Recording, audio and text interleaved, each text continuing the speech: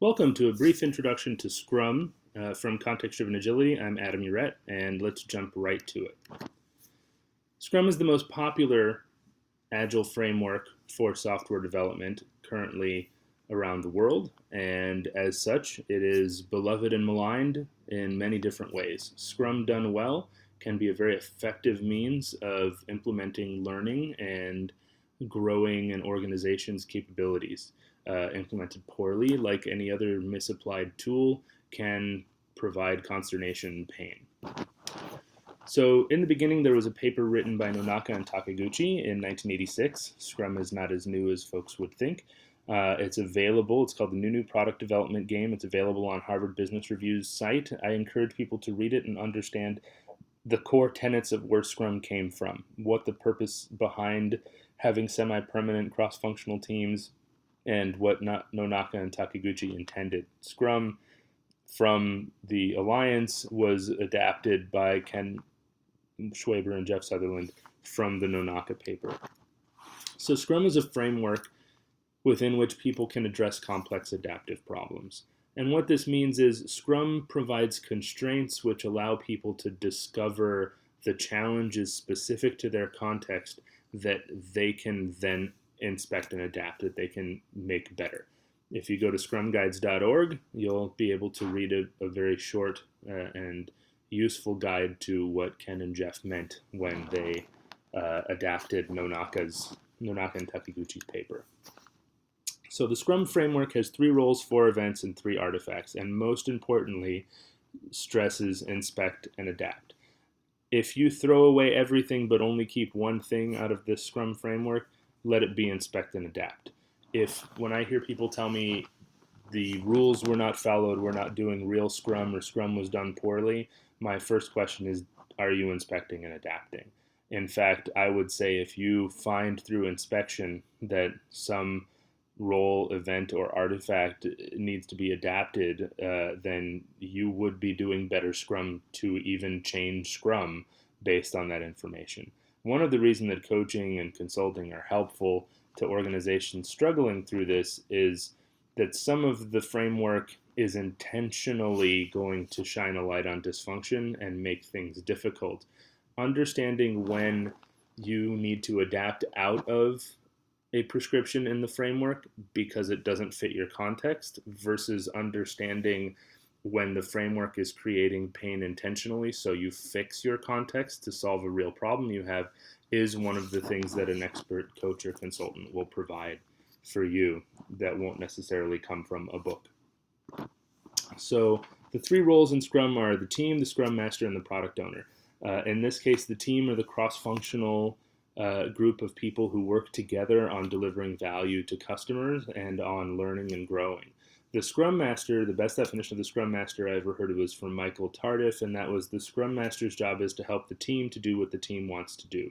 Since we're assuming good intent and the team comes to work to do a good job, then helping the team to blast through impediments or be more successful is the Scrum Master's job. It's a very important and difficult job, and it's not about creating a dependency on an individual wherein the team says every time we have to talk to somebody else, the Scrum Master will do it for us. The Scrum Master is not there to chop wood and carry water. The Scrum Master is there to create capability to ultimately, eventually create a team that doesn't have those impediments and is able to support themselves.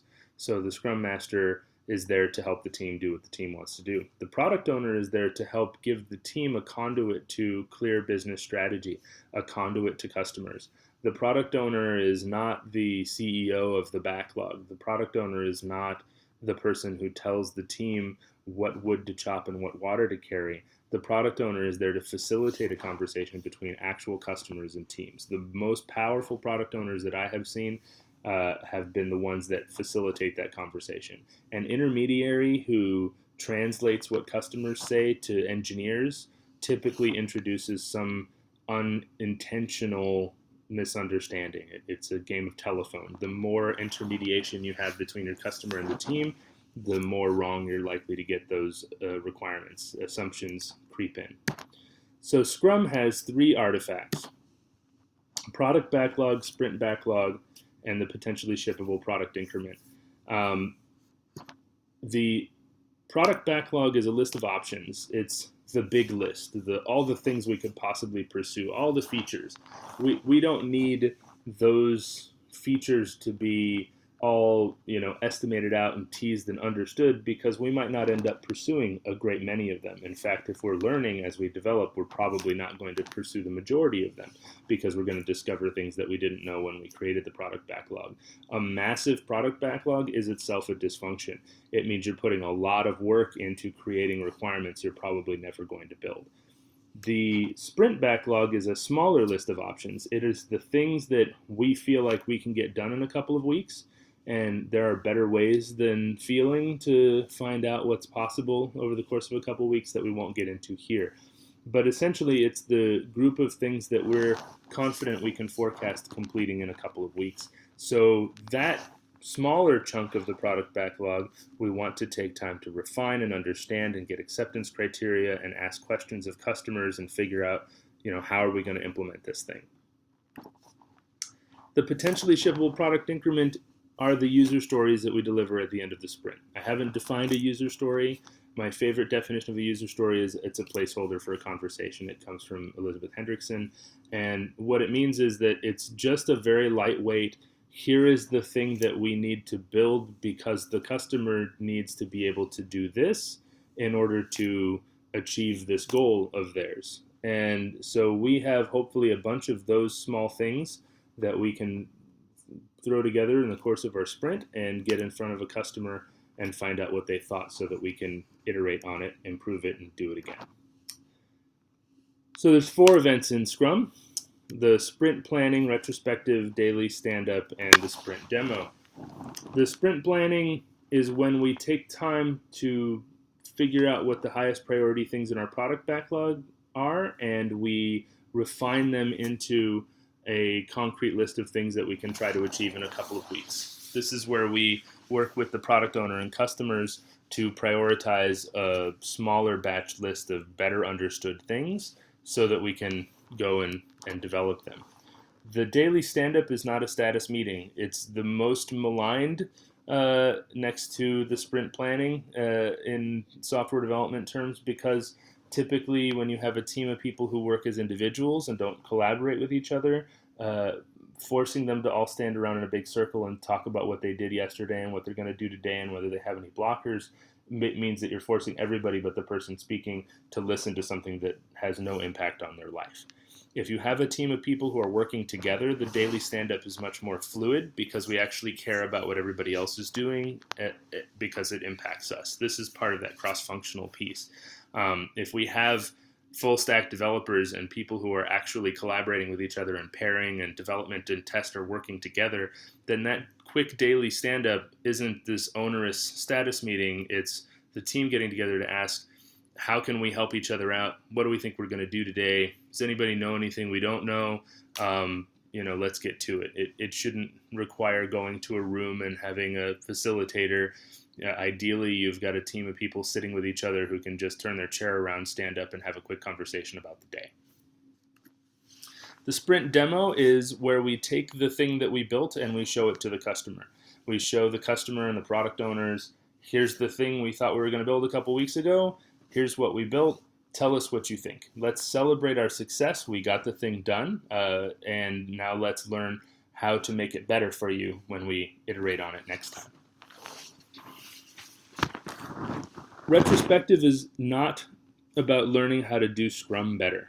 I did a training with a group of people who were process fatigued and had been put through all kinds of training and coaching, and I explained the steps of a retrospective, which I won't go into here. And their product owner asked, I thought the retrospective was about retrospecting on how good a job we did at following Scrum, and I thought that was stupid. I concur. If your retrospective is about finding out what a good job you're doing at adhering to the Scrum framework, that is stupid. The retrospective should be about understanding how you did as a team to deliver value and learn over the course of those 2 weeks. And the result of the retrospective must be an experiment to improve in the next sprint. An experiment, at least one, but not more than lots. You really just want to do an experiment, maybe two, depending on your capacity, in order to improve your ability to deliver value in subsequent iterations. A lot of times, though it's not necessarily prescribed, there's a Scrum board. And again, this is not about reporting status to management. This is not about justifying your existence. This is about making visible the work that you're doing. A lot of times, just having a visible information radiator that shows what we're working on creates a ton of change in and of itself. It makes bottlenecks visible. It helps people understand how they can help each other out. If somebody is constantly in need of specialists' aid, then we can see that on the board and realize that we need to take some time to cross-train or build capability. Or there's loads of reasons that transparency can be a very powerful tool. And whether it's sticky notes on a wall or an electronic tool, it's going to be better than where everything is currently hidden. We don't know what anybody's up to, by which I mean what we ourselves are up to. So the Deming cycle, plan, do, check, act, is essentially the core of the Scrum framework. It is a bunch of PDSA cycles. I prefer plan, do, study, adjust, as I'm fairly certain Deming did. And planning is when we take time to understand our objectives and define what our success criteria are. How do we know that we've been successful? How will we know this thing is done? And when we run the sprint, this is when we collect information and we try to understand how we did. It's when we actually do the thing. And then in the, say, retrospective, we want to study the results of the execution. How did it go? Or we're demonstrating the increment that we made. And then we're going to adjust by designing an experiment for the next iteration. So planning is essential, but plans are meaningless. And that's essential. That's a core of Scrum. If you think about it, you do your sprint plan, and then if in the course of the sprint you discover a significant shift in context, you might actually have to kill the sprint. You might say, well, actually, we've just discovered something that nullifies the value in all the rest of the work. So rather than persisting on the work so that we achieve our sprint goal, let's accept that we've learned something and stop and reconvene a new, fresh sprint. This shouldn't happen all the time, but it's certainly a reasonable thing to do. If you have a sprint that you suddenly discover the remainder of the work is no longer valid and you stick to the plan, you are going to be far worse off than if you adjust and decide, okay, this plan isn't working, we need to do something else. When you're executing on the plan, it is important that the team is mindful of what they're doing, and that one of the best ways to be mindful of what you're doing is to do it together. If you have a collection of specialists that are working by themselves on their individual piece, you do not have a team. You have a group of people who sit near each other, or a group of people who are assigned to work on the same general aspect of the product. The team should work together to solve problems because they're more powerful as a team than they are as individuals. So during the sprint, you want to ensure that you're growing your capability, that the people who know more are spending less of their time doing the thing that they know and more of it on teaching the people who know less and growing that capability. Retrospectives are about understanding how we did at delivering value to our customers. So just because you have a scheduled retrospective every 2 weeks or however frequently your sprint cadence is, doesn't mean that you don't still improve outside of that retrospection or that retrospective. It's just a cadenced meeting to have that discussion in order to ensure that we attend to it. If you find that you are retrospecting on the fly and the meeting is no longer providing value, but you are continually designing experiments and growing and improving, then there's no reason you can't grow out of having retrospectives. If you find that improvement is stagnating and you have grown out of it, well, then put them back. Again, this is about inspect and adapt. The study aspect of Scrum is essentially when we do our demonstration. We demo this thing to the customer. We learn what they think and we adjust. So this is my mapping of PDSA to Scrum. Sprint planning is when we get together to make a plan. The sprint is when we do. The demo is when we study, we get feedback, we show the product to the customer, and the retrospective is study and adjust. Is how did we do it delivering that thing to the customer? What could we do differently next time? And the daily stand-up is just a nested team-level PDSA loop. We get together as a team, we plan our day, and then we execute our day, and then we understand, at the end of the day, what happened, how we did, and then we adjust for the next day. So this is really just a nested series of plan, do, study, adjusts. It's simple to describe it in that way, but I think if you focus on change and improvement, then you will get the best out of Scrum that you can get. There are a lot of erroneous things associated with Scrum. I'm not going to go into tremendous detail on them, but I want to be clear that some of these things are helpful. Story points, planning poker, tasking, some of them are good, some of them are objectively destructive. The divisive metaphors that are sometimes used, the chicken or the pig, the pigs being the team, the chickens being the product owners, the chicken being a single ringable neck for who, we're going to blame the product owner if things don't go well, or the product owner is responsible for delivery. Those kinds of things are anti-patterns that are commonly seen in Scrum, but certainly not prescribed in Scrum. There's nothing about chickens or pigs or ringable necks in the Nonaka paper for certain. So avoid these pitfalls. Don't apply this dysfunctional thinking to the framework. And certainly if you do, it's not the framework that failed you. The product owner as dictator, there's some people who say, oh, this is great, I'm a product owner now. I was a project manager before, and now I'm actually the CEO of our product. And there are people who teach product owners that they're the CEO of the product and that they don't need to talk to customers, and you just tell the team what to do, and the team doesn't need to understand strategy. They just need to do what you said.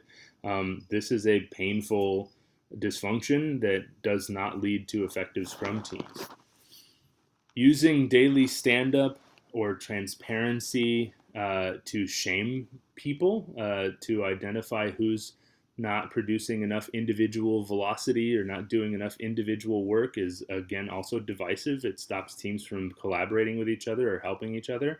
It's something that should be avoided. If anything you do causes people to feel shame, then you need to stop doing that, because psychological safety is the most important thing in an organization. Without it, you will get lots of dysfunction, and the lack of psychological safety, that psychological danger, multiplies, and it makes things worse. It exacerbates things exponentially.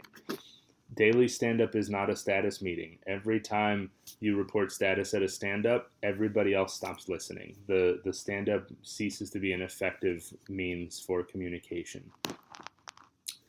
These things have absolutely nothing to do with Scrum, but are also not prohibited by Scrum. Visualizing work is not prescribed by the Nonaka paper or the Scrum guide per se. Limiting work in progress will increase the flow of work through your system. It will have many benefits. You need to be able to adapt the framework when it doesn't fit your context. These things are not part of the Scrum framework, but neither are they prohibited by Scrum. I've had people say, oh, you want to measure cycle time? That's Kanban. It's not Kanban. Cycle time has existed for a very long time, and it's really just measuring how long it takes things to get done. Nowhere in the Scrum guide or the Nonaka paper does it say you shall not measure how long it takes for things to get done. You shall not measure and manage flow. You should not respect people. So avoid the dogma of that's not Scrum or that is Scrum, and focus instead on how is what we're doing, including Scrum, helping us to learn and get better at delivering value to our customers. This stuff is all good, I think, and can be useful, and do not nullify, do not suddenly make you a team who is avoiding or not doing Scrum. So remember, every iteration is an experiment. Every time you pull in work into your product backlog, you're building something, the product of which will be learning. You're going to learn whether the thing you built was useful to your customer or not, or whether it was primarily useful, but it had some things they didn't want, or maybe it gave them the idea that they wanted something they didn't know that they wanted until after they got that increment or iteration of work. So sprints are experiments. You take the work in, you take the process in that you designed at your last retrospective, you execute and see what happens, and then you inspect and adapt. So this has been my brief introduction to Scrum. I would love feedback if you have any to give, and certainly I'm happy to dive in to more depth in the future or answer any questions that you may have. I can be reached at adam.uret@contextdrivenagility.com. Anonymous feedback can be left at my sayitme/auret site, and I can be reached on Twitter at @AdamUret. Thank you for your time, and I hope this helps.